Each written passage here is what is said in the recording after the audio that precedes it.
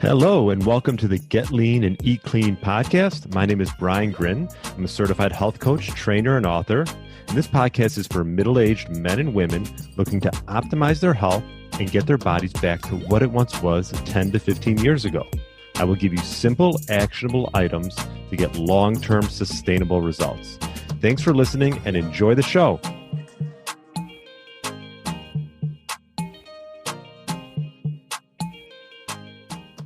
All right, welcome to the Get Lean, Eat Clean podcast. My name is Brian Grin. I hope you had a great weekend. I was traveling a bit with some friends, went to Vegas. Haven't been there in like 7 years, and it was fun. Nice to visit for a couple of days and then leave. So now I'm back, and hopefully maybe had some time to listen to my recent interview with Dr. Mike Van Thielen. He's a holistic physician, a biohacking expert, and the best-selling author of a few different books. And most recently, he published a book called The Izod Method, Unleashing Your Superpower. And we touched on the book. We touched on his power routines, how to mitigate the effects of EMF, getting in the zone, gaining focus with nootropics, and much, much more. So if you haven't already, I definitely recommend. It's a high energy interview with Dr. Mike Van Thielen. That's episode 302. So on today's micro podcast, hopefully you listened to the last micro podcast on developing a sleep routine. But today we're going to touch on an oldie but goodie topic that we've talked about before, and that's the thermic effect of food. I think it's important to understand this because it's sort of one of those easy hacks that if you just follow can potentially help with weight management and your metabolic rate. The thermic effect of food, essentially what it is it refers to the increase in metabolic rate as a direct result of digesting, assimilating, absorbing the consumed nutrients that you've taken in.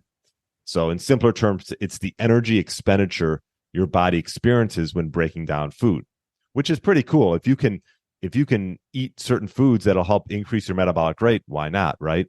This process could play a crucial role in weight management and your body's metabolism. But there's several factors involved. One is the total calorie content of each meal.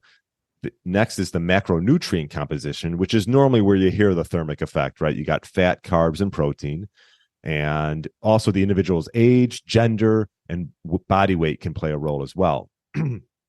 So among the macronutrients, protein has the highest thermic effect of food, which we've touched on in the past, meaning that the body expends more energy when digesting proteins than it does with fats and carbs. I believe carbs come in second place and then fats are last. I'm going to touch on a study that is going to emphasize this and also show that consuming a higher proportion of protein in your diet can help boost your metabolic rate, which could facilitate in weight loss. It's not the end all, but we always talk about prioritizing protein, and this is just sort of going to emphasize this. The study that I'm going to show you is going to emphasize it. Let me just share it with you really quick. And what this study did is actually looked at the doses. I'm going to share my screen if you're watching on YouTube. I'll put a link in the show notes if you want to read a little bit more. This is just the abstract, but it pretty much looked at the title is called The Effects of Protein Quantity and Type on Diet-Induced Thermogenesis in Overweight Adults. And essentially what it's comparing is a 30-gram whey protein, 30 gram and versus a 50-gram whey protein and 50-gram casein protein, and how its effect on your energy expenditure. I will stop sharing so you can. There we go. And so this was a cool study because it showed that if you 30 versus 50 grams of protein, well, if you consume that higher protein amount, will it increase thermogenesis? And the conclusion was yes. They used blood, breath, and urine samples were collected. And it showed that the thermic effect of eating 50 grams of whey protein was significantly higher, 34%, compared to 30 grams of whey protein.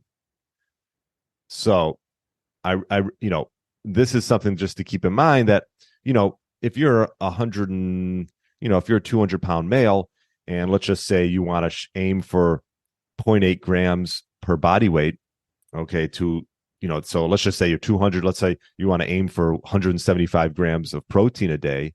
Well, perhaps, and you're only having 2 meals a day, it's obviously going to be fairly difficult to get that in with 2 meals a day. And this is something that I ran into. So you might want to